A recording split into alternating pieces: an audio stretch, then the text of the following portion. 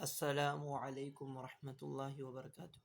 عزیز طالبات، اللہ تعالیٰ کی ذات سے امید ہے آپ سب خیر و عافیت کے ساتھ ہوں گے۔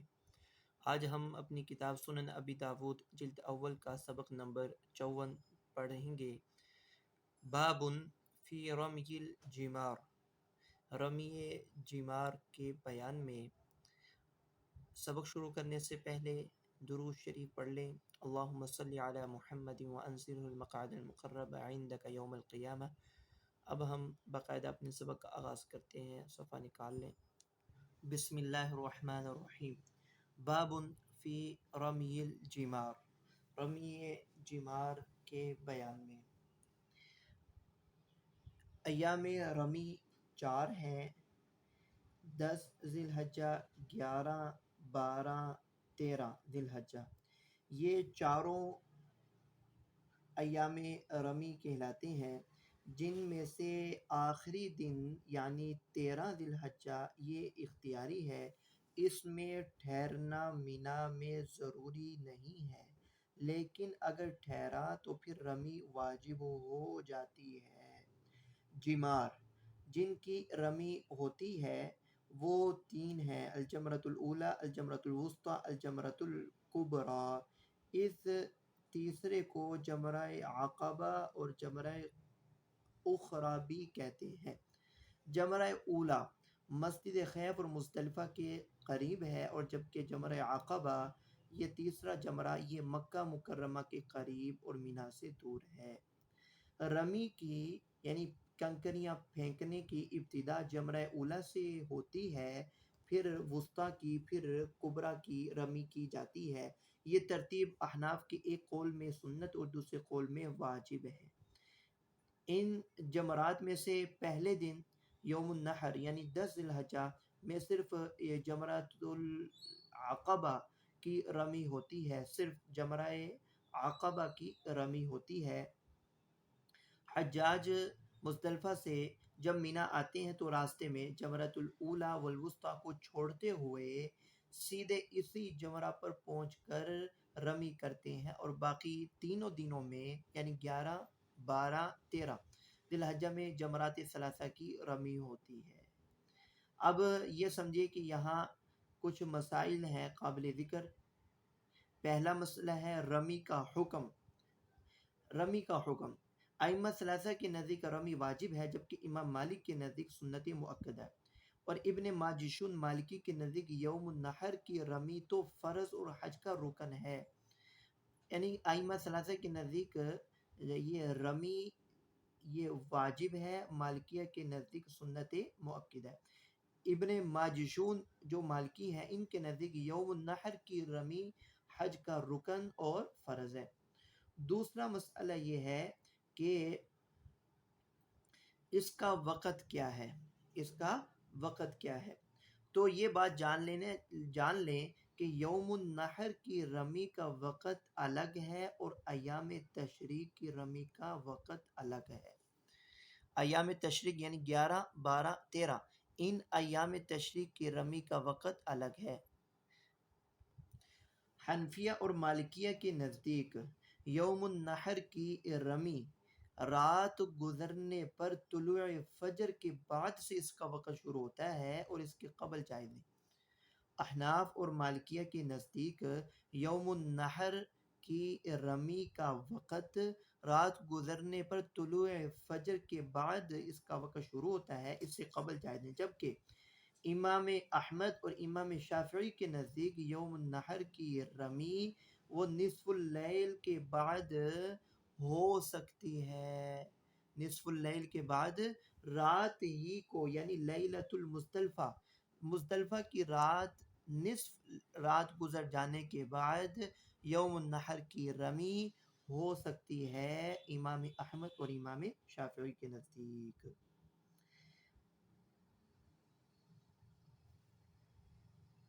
جبکہ اس پر تو سب کا اتفاق ہے ائمہ کا کہ افضل رمی کا وقت، یوم النحر کی رمی کا افضل وقت وہ طلوع شمس کے بعد ہی ہے، کیونکہ آپ صلی اللہ علیہ وسلم نے یوم النحر کی رمی طلوع شمس کے بعد ہی کی تھی۔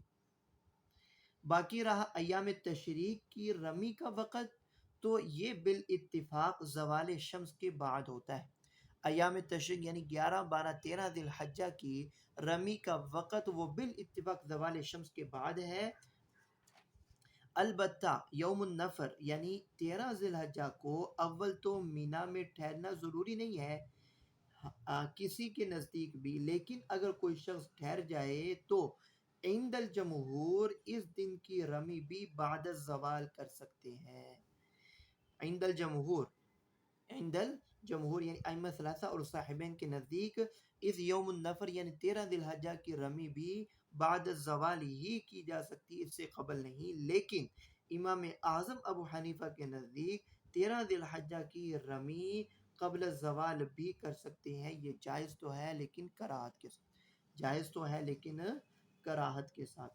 یہ دو مسئلے ہم نے پڑھے کہ رمی کا حکم، اور دوسرا یہ ہے کہ رمی کا وقت۔ یوم النحر کی رمی کا وقت الگ ہے، ایام تشریق کی رمی کا وقت الگ ہے۔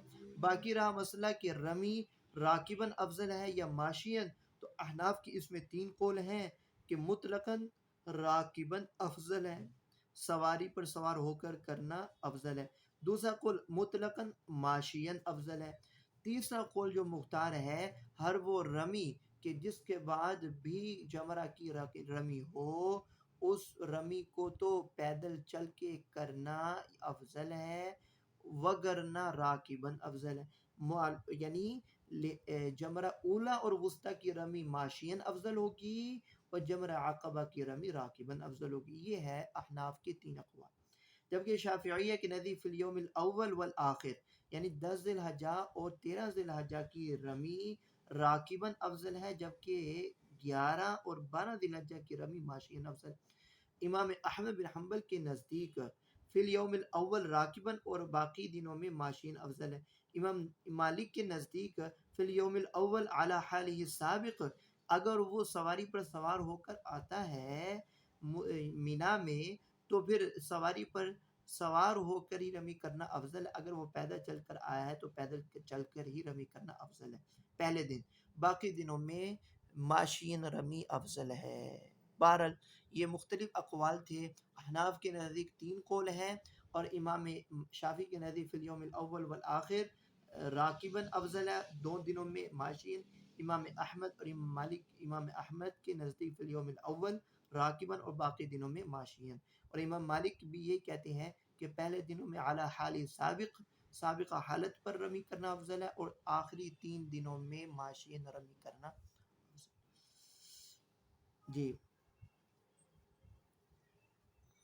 بسم الله الرحمن الرحيم. وبقال حدثنا إبراهيم بن مهدي قال حدثني علي بن مسر عن يزيد بن أبي زياد قال أخبرنا سليمان بن عمرو بن الأحوص عن أمه قالت رأيت رسول الله صلى الله عليه وسلم يمر الجمر من بطن الوادي وهو راكب يكبر مع كل حصاة ورجل من خلفه يستره، يا رجل من خلفه يستره۔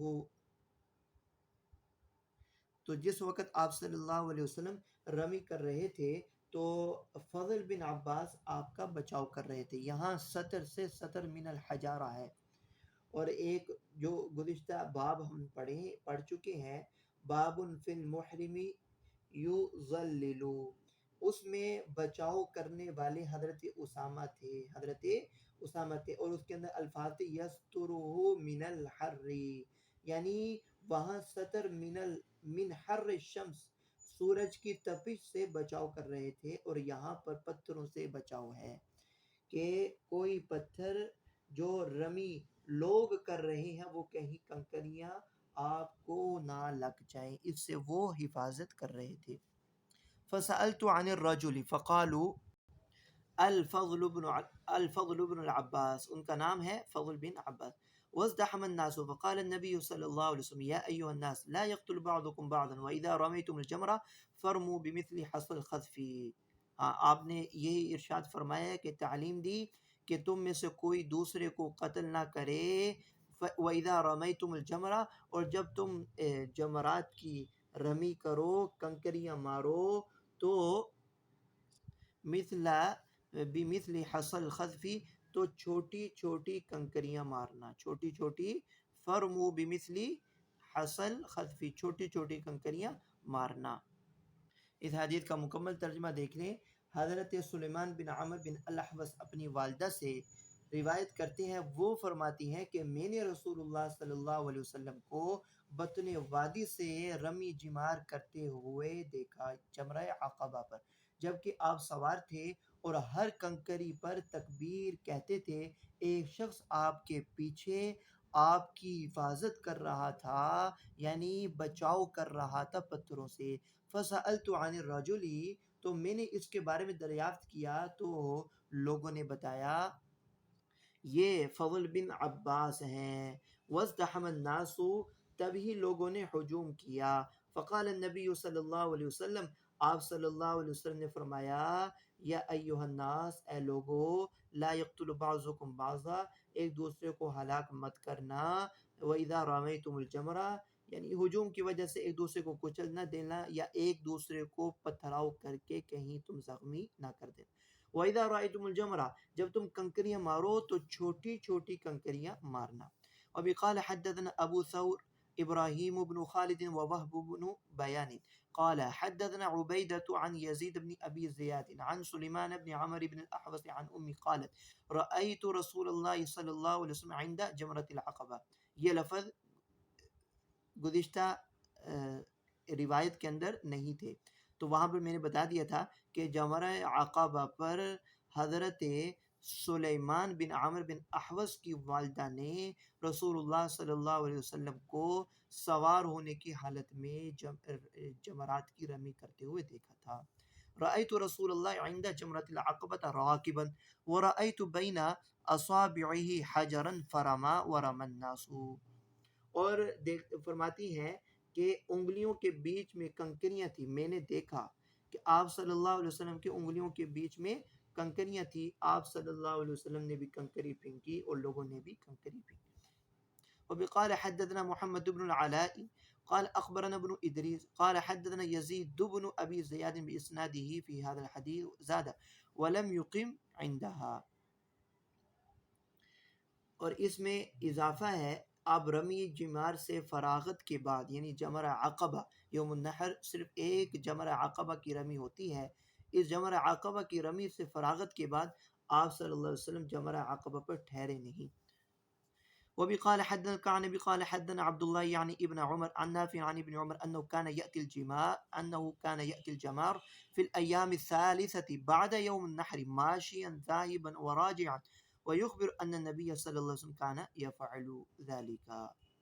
حضرت عبداللہ بن عمر سے روایت ہے کہ وہ یوم النحر کے بعد 3 دن رمی جمار کے لیے آیا کرتے تھے، 3 دن رمی جمار کے لیے آیا کرتے تھے، ماشین پیدل آتے، پیدل واپس جاتے، وراجعان اور پیدل ہی واپس چلے جاتے، ویخبر ان النبی کان یفعل ذلك، اور فرماتے رسول اللہ صلی اللہ علیہ وسلم نے ایسا ہی کیا، ایسا ہی کرتے تھے، یعنی ماشین کا ذکر ہے کہ پیدل ہی آتے اور پیدل ہی واپس رخصت ہوتے۔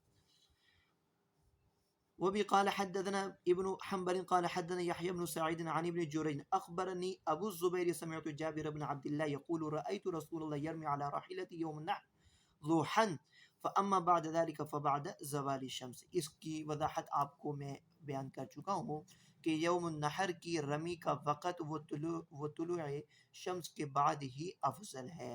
آپ صلی اللہ علیہ وسلم نے چونکہ طلوع شمس کے بعد ہی رمی کی تھی، اس کے بعد جو ایام تشریق کی رمی کے اوقات ہیں وہ بالاتفاق زوال شمس کے بعد۔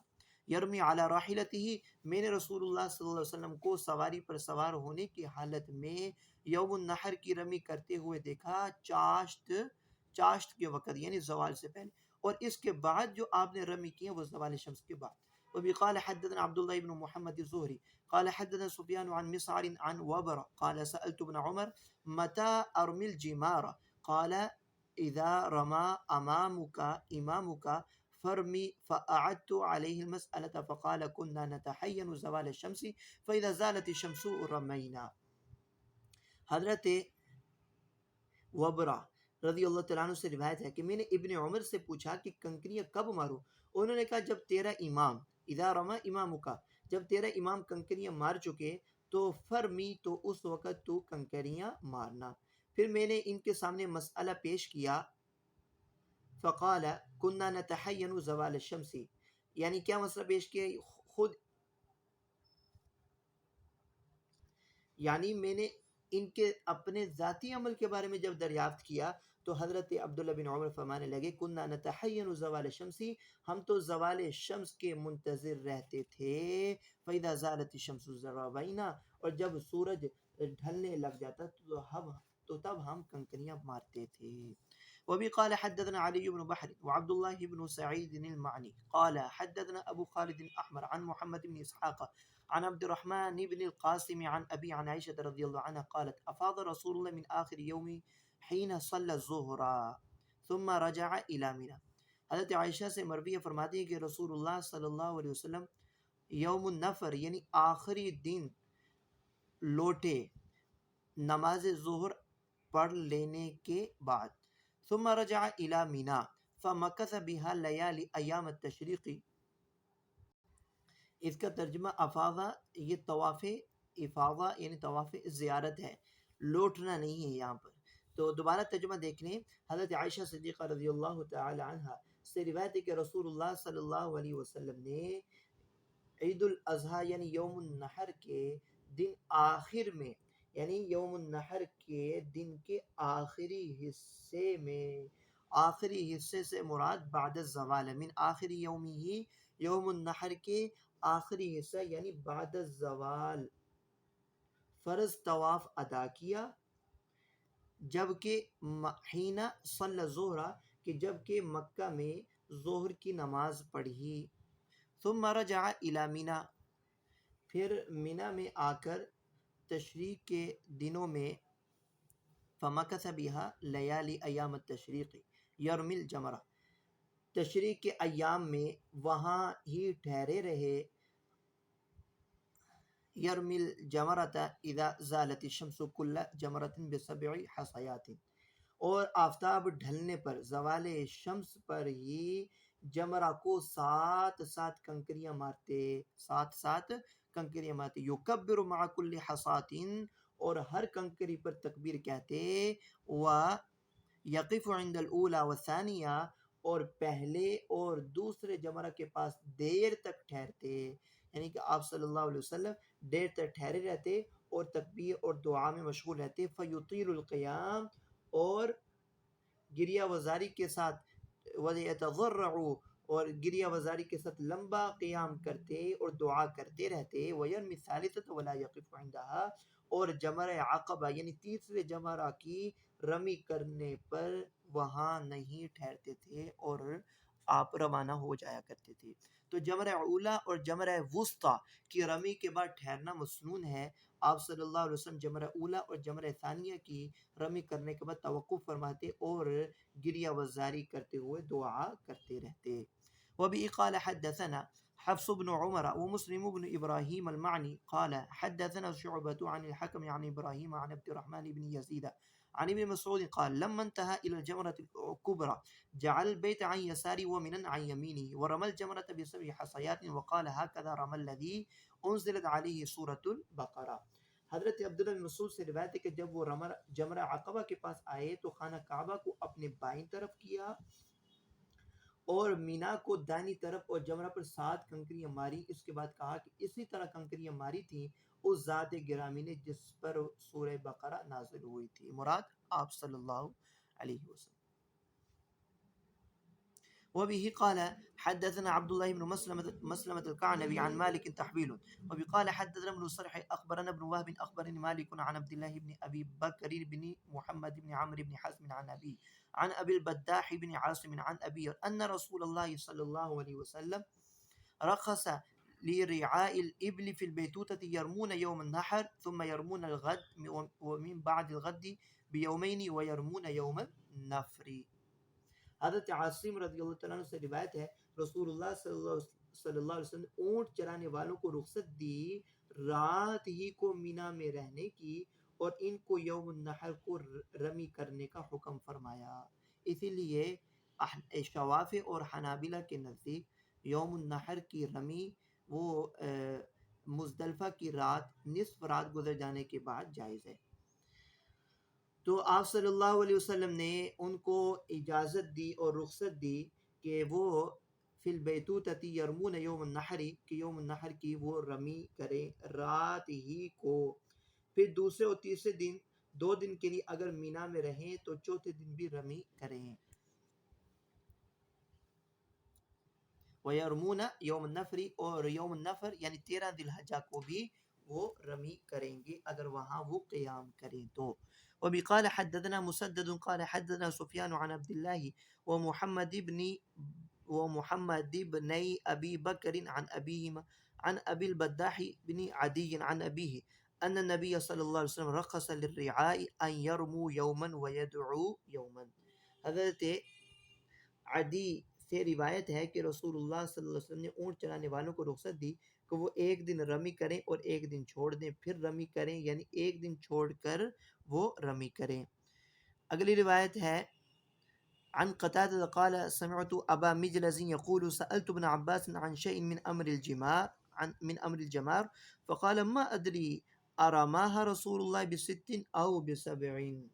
حضرت ابو مجلس سے روایت ہے کہ میں نے ابن عباس سے رمی جمار کے متعلق سوال کیا تو انہوں نے کہا کہ مجھے معلوم نہیں کہ رسول اللہ نے 6 کنکریاں ماری یا 7 ماری ہیں۔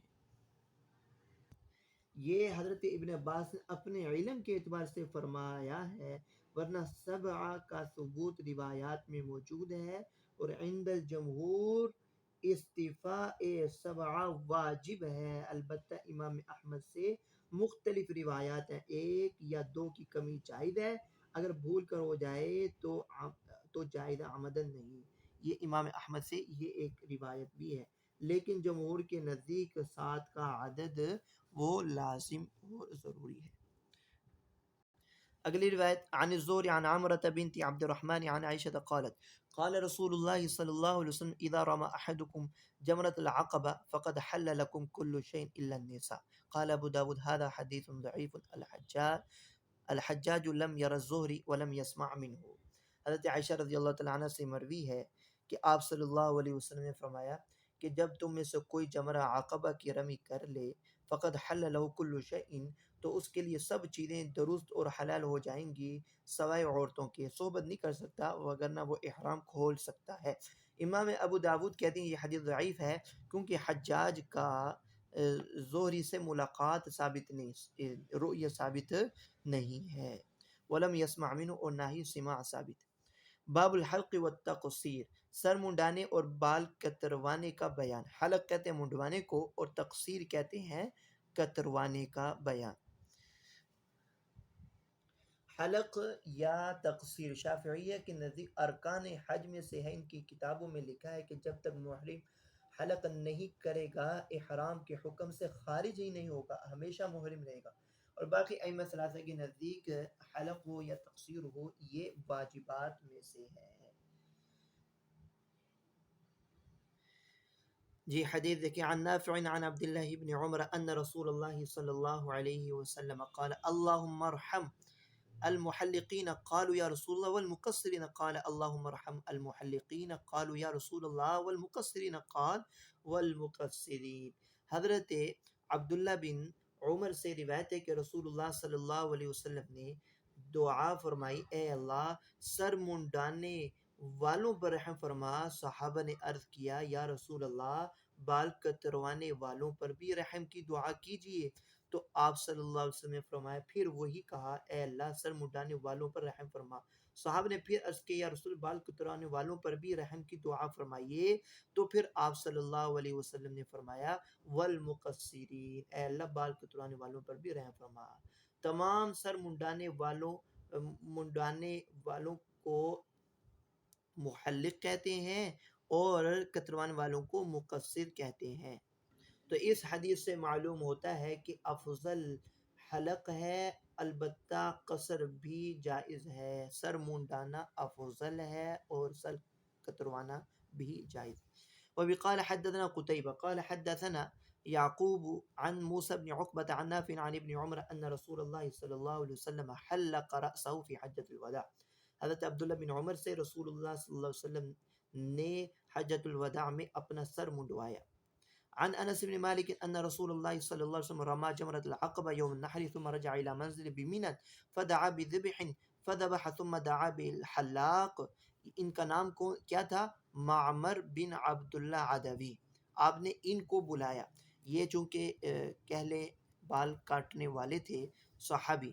تو حضرت انس بن مالک فرماتے ہیں کہ رسول اللہ صلی اللہ علیہ وسلم نے یوم النحر جمرہ عقبہ کی رمی کی، پھر آپ اپنے خیمے کی طرف لوٹے، مینا میں اپنے خیمے کی طرف لوٹے، اور آپ نے فدعا بذبح، آپ نے قربانی منگوائی اور قربانی کی، اور پھر آپ نے حلاق کو بلایا یعنی سر منڈانے والے کو بلایا. فاخذ بشق رأسه الایمن فحلقه، تو انہوں نے دانی طرف کا آدھا سر منڈا کر ایک دو بال وہاں پر موجود لوگوں میں تقسیم فرما دی. فجعل یقسم بین من یلیہ الشعرۃ والشعرتین، تو انہوں نے ایک دو بال وہاں پر موجود لوگوں میں تقسیم فرمائے. ثم اخذ بشق رأس الایسر فحلقه، اور پھر بائیں جانب سر منڈایا اور پھر انہوں نے دریافت کیا معمر بن عبداللہ نے. ثم قال ها هنا ابو طلحہ فدفعه الى ابی طلحہ. آپ صلی اللہ علیہ وسلم نے دریافت کیا ہا ہونا ابو طلحہ، کہ یہاں ابو طلحہ انصاری موجود ہیں، پھر وہ سب بال آپ نے ابو طلحہ انصاری کو مرحمت فرما دیے. تو سفر حج میں آپ صلی اللہ علیہ وسلم کے سر منڈانے والے جو صحابی تھے ان کا نام معمر بن عبداللہ ہے، اور آپ نے باقی ماندہ جو بال تھے وہ آپ نے ابو طلحہ انصاری کو مرحمت فرما دی. وبه قال حدثنا نصر بن علي اخبرنا يزيد بن زريع اخبرنا خالد عن عكرمة عن ابن عباس ان النبي صلى الله عليه وسلم كان يسأل يوم منى فيقول لا حرج، فسأله رجل فقال إني حلقت قبل أن أذبح فقال اذبح ولا حرج، قال إني أمسيت ولم أرمي قال ارمي ولا حرج. جی، حضرت عبداللہ بن عباس رضی اللہ تعالیٰ عنہ سے روایت ہے کہ رسول اللہ صلی اللہ علیہ وسلم سے مینا میں حج کے متعلق کچھ سوالات کیے. کان یسأل یوم مینن، مینا یوم مینا رسول اللہ صلی اللہ علیہ وسلم سے افعال حج کے متعلق کچھ سوالات کیے گئے. فیقول لا حرج، ان سب سوالات کے جواب میں آپ نے فرمایا کچھ حرج نہیں ہے. چنانچہ فسأل رجل، ایک شخص نے سوال کیا، فقال انی حلقت قبل ان اذبح، اور اس نے کہا کہ میں نے حلق اور ذبح کے درمیان ترتیب جو ہے اس کو ترتیب کو باقی نہیں رکھا، تو میں نے پہلے حلق کروا لیا اور بعد میں ذبح کیا. فقال انی حلقت قبل ان اذبح، میں نے قربانی ذبح کرنے سے پہلے میں نے سر منڈا لیا. قال، آپ نے فرمایا اذبح، تو اب سر منڈوا لو، ولا حرج، کوئی حرج نہیں ہے. تو ایک شخص نے کہا انی امسیت ولم ارمی قال ارمی ولا حرج، کہ میں نے شام کر لی ہے، یعنی شام ہو گئی، میں نے ابھی تک رمی نہیں کی، بس اب میں کیا کروں؟ تو آپ نے فرمایا ارمی، تو اب تم رمی کر لے، ولا حرج، کوئی بات نہیں ہے. تو یہ مسئلہ اختلافی ہے. متمتع اور قارن کے لیے رمی، قربانی اور حلق کے درمیان ترتیب واجب ہے یا سنت؟ تو اس میں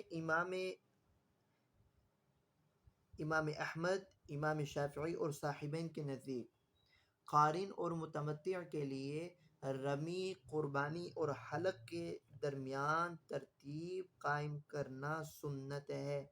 ترتیب قائم کرنا سنت ہے، اور ترتیب یوں ہے کہ پہلے رمی، پھر ذبح، پھر حلق، چونکہ آپ صلی اللہ علیہ وسلم نے اسی ترتیب سے یہ افعال کیے تھے. پہلے آپ نے رمی کی، جمرہ عقبہ کی، پھر آپ نے قربانی کی، اور پھر اس کے بعد آپ صلی اللہ علیہ وسلم نے حلق کیا.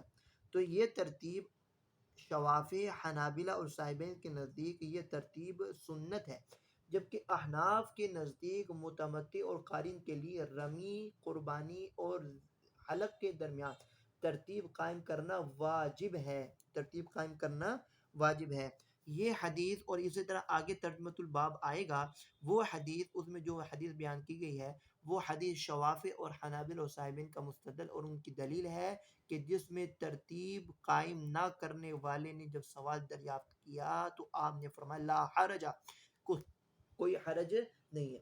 اب اس کا جواب جو احناف دیتے ہیں وہ یہ ہے، آپ کا یہ فرمان کہ کوئی حرج نہیں، اس کا مطلب یہ ہے کہ اس پر کوئی گناہ اور مواخذہ نہیں، یعنی کہ حرج اخروی نہیں ہے، حرج اخروی نہیں ہے، نہ یہ کہ اس کے ذمہ کوئی قربانی واجب نہیں ہوگی، یعنی کہ حرج دنیاوی کی نفی نہیں ہے، حرج اخروی کی نفی ہے، کوئی گناہ اور مواخذہ نہیں ہوگا۔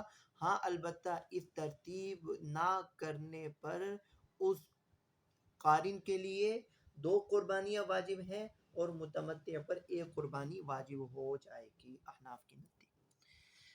وبي قال حدثنا محمد بن الحسن العتكي قال أخبرنا محمد بن بكر قال أخبرنا ابن الجرير قال بلغني عن صفية بنت شيبة بن عثمان قال أخبرتني أم عثمان أن ابن عباس قال قال رسول الله صلى الله عليه وسلم ليس على النساء حلق إنما على النساء التقصير۔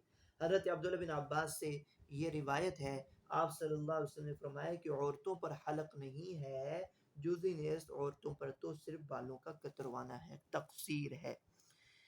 1 انگلی کے پورے کے بقدر وہ کناروں سے وہ بالوں کو کاٹ لے گی تو ان کا یہ عمل مکمل ہو جائے گا، تقصیر ہو جائے گی۔ وبي قال حدثنا أبو يعقوب البغدادي ثقة قال حدثنا هشام بن يوسف عن ابن جرير عن عبد الحميد بن جبير بن شيبة عن صفية بنت شيبة قالت أخبرتني أم عثمان بنت أبي سفيان أن ابن عباس قال قال رسول الله صلى الله عليه وسلم ليس على النساء الحلق إنما على النساء التقصير۔ اس میں بھی آپ صلی اللہ علیہ وسلم نے یہی فرمایا کہ عورتوں پر قصر ہے۔ وآخر دعوانا الحمد للہ رب العالمین۔ السلام علیکم ورحمۃ اللہ وبرکاتہ۔